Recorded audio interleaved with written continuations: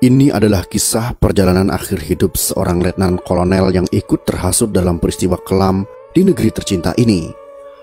Peristiwa bersejarah yang tercatat sebagai sejarah kelam dalam perjalanan bangsa ini. Dia adalah Letnan Kolonel Untung yang akhir hidupnya tidak seberuntung namanya. Peristiwa-peristiwa dalam masa-masa terakhir hidupnya patut menjadi pelajaran untuk kita semua. Beginilah kisahnya.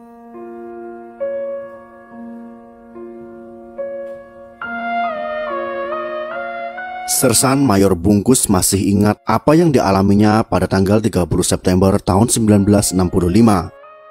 Seperti yang diakuinya dalam artikel The World of Sergeant Mayor Bungkus Through Interviews with Benedict Anderson and Arif Jati, yang dimuat di Jurnal Indonesia edisi Oktober tahun 2004, volume 78 terbitan Universitas Cornell.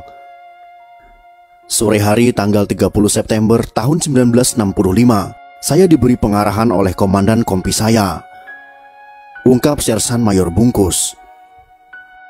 Sang komandan kompi C dari Batalion Kawal Kehormatan 1 Cakrabirawa yang sangat dikenal Bungkus itu adalah Letnan 1 Dul Arif. Dalam apel malam, Dul Arif hanya bisa memperoleh 60 anggota. Pasukan itu lalu bergerak ke kawasan Lubang Buaya di Jakarta Timur. Komandan batalion kita, Letnan Kolonel Untung, telah menugaskan saya memegang unit Cakra berangkat dalam sebuah misi. Ada kelompok jenderal yang disebut Dewan Jenderal yang hendak mengkudeta Presiden Soekarno, kata Dul Arif seperti ditirukan oleh Bungkus. Tugas Cakrabirawa tak lain adalah melindungi Presiden Soekarno. Dari ucapan Dul Arif itu, para pasukan tentu merasa bahwa para jenderal itu musuh besar mereka. Sehingga tak heran saat dalam penculikan yang dikenal sebagai peristiwa Gerakan 30 September tahun 1965 atau disingkat dengan G30S, pasukan Cakrabirawa tidak ragu menembak jenderal yang mereka bawa. Pada malam tanggal 30 September tahun 1965 itu, Letnan Kolonel Untung sang komandan Batalion Kawal Kehormatan 1 Cakrabirawa ikut mengawal Presiden Soekarno di acara Musyawarah Nasional Ahli Teknik di Senayan. Presiden berada di Senayan hingga pukul 11 malam. Setelah itu Untung berangkat ke Lubang Buaya, dekat pangkalan udara Halim Perdana Kesuma, untuk melihat pasukan.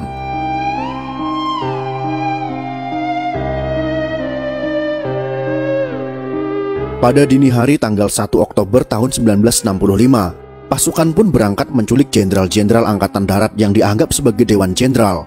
Ada 6 jenderal dan 1 letnan berhasil ditangkap, hingga berakhir di sebuah sumur tua di Lubang Buaya.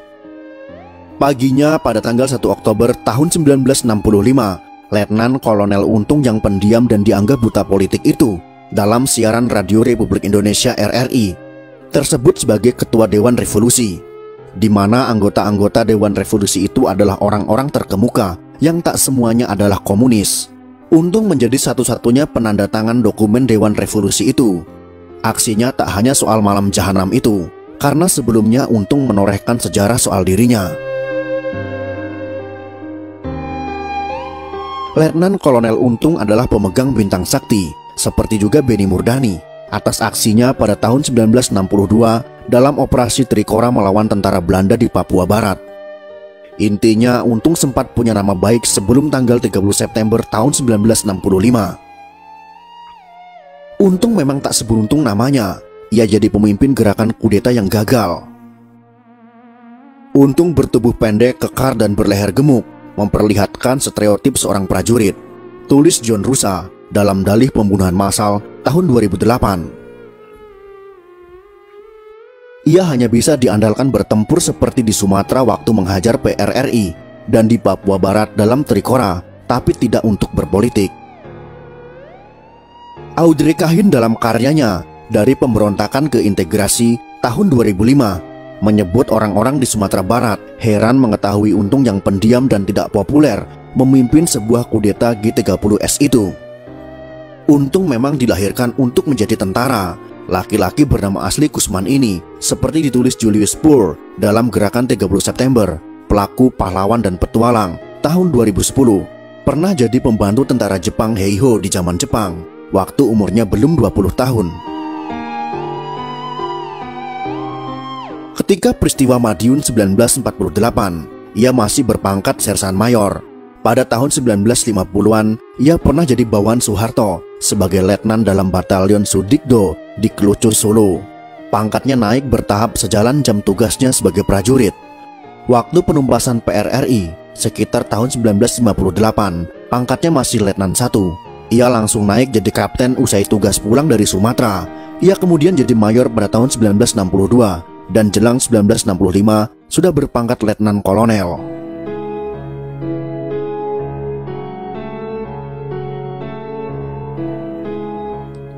Saat bertugas di Irian Barat, ia memimpin pasukan Banteng Rider dari Batalion 454 Serondol Kodam di Ponegoro, Jawa Tengah. Untung sempat jadi komandan batalion di sana, menggantikan Letnan Kolonel Ali Ebram yang dianggap sebagai pengetik super semar.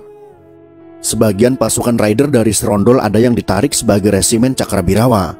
Pasukan yang sempat di Banteng Rider masuk dalam Batalion Kawal Kehormatan 1 Cakrabirawa yang dipimpin Untung. Banteng Rider adalah pasukan elit yang didirikan oleh Ahmad Yani, yang juga menjadi korban penculikan G30S.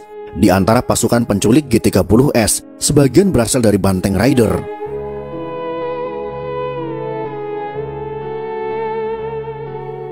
Bintang kehidupan Untung mulai suram sejak tanggal 1 Oktober 1965.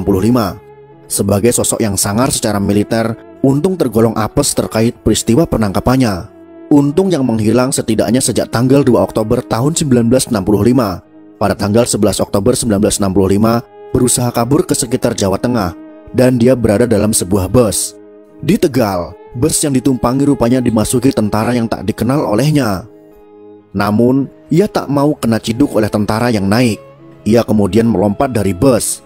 Sialnya, tubuhnya menghantam sebuah tiang listrik. Kesialannya pun semakin bertambah saat orang-orang di sekitar mengira dirinya adalah seorang copet. Untung sempat digebuki massa. Menurut Misbah Yusabiran, dalam kenang-kenangan orang bandel tahun 2009, Untung tetap mencoba menunjukkan gengsi sebagai perwira.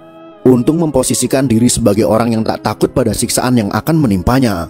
Pada tahun 1966, Untung diadili oleh sebuah pengadilan luar biasa dalam sejarah Indonesia, yaitu Mahkamah Militer Luar Biasa yang dikenal dengan Mahmilub. Ruang sidangnya pun bukan di gedung pengadilan Kementerian Kehakiman, melainkan gedung Badan Perencanaan Pembangunan Nasional atau dikenal dengan Bapenas di dekat Taman Suropati, Menteng, Jakarta Pusat.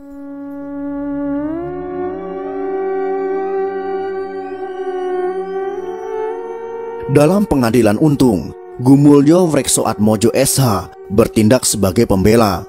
Sedangkan ketua Mahmilub yang mengadili Untung adalah Letnan Kolonel CHK Suyono Wirohatmojo. Sedangkan auditor yang menuntut perkara itu adalah Letnan Kolonel Iskandar SH, Mitzi Tendean, kakak dari Kapten Pierre Tendean hadir dalam persidangan. Berkas-berkas pengadilan dibukukan dan jadi sebuah karya yang berjudul Gerakan 30 September di hadapan Mahmilub, Perkara Untung tahun 1966.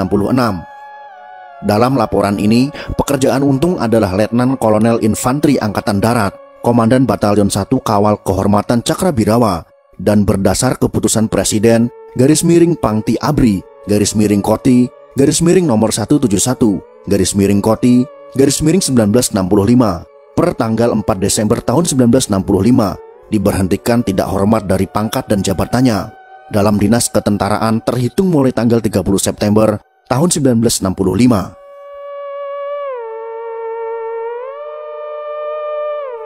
Dalam persidangannya, Untung sempat menyebut Kolonel Latif yang menyatakan tentang kesulitan daripada ekonomi prajurit, dan pada umumnya keterangan-keterangan itu dibenarkan oleh yang hadir, yakni saya sendiri, Kapten Wahyudi, dan juga Mayor Udara Suyono termasuk Syam Kamaruzaman dan Pono. Itu yang diingat Untung dalam rapat terkait G30S pada tanggal 19 Agustus tahun 1965.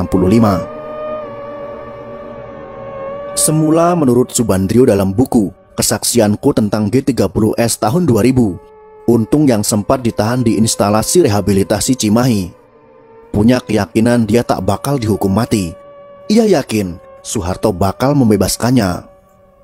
Namun pada tanggal 6 Maret tahun 1966, Mahmilub memberi vonis hukuman mati kepada Untung. Esoknya dibuat surat keputusan dari Menteri Panglima Angkatan Darat, Letnan Jenderal Soeharto, menyetujui keputusan dan eksekusi mati terhadap Untung. Pembelanya sempat meminta Grassi agar tak dihukum mati. Grassi tak datang padanya, tapi malah hukuman mati yang menghampirinya. Menurut Subandrio, saat itu dia sudah selesai ditanya permintaan terakhirnya, seperti lazimnya orang-orang yang akan menjalani eksekusi mati. Mungkin karena sedang panik, dia malah tak minta apa-apa. Begitulah nasib Letnan Kolonel Untung yang nasib akhir hidupnya tak seberuntung namanya, karena ikut terlibat dalam gerakan 30 September tahun 1965. Bahkan dia sendiri yang menjadi pemimpin gerakan tersebut. Semoga kisah sejarah ini bisa menjadi pelajaran berharga bagi kita sebagai generasi penerus bangsa ini.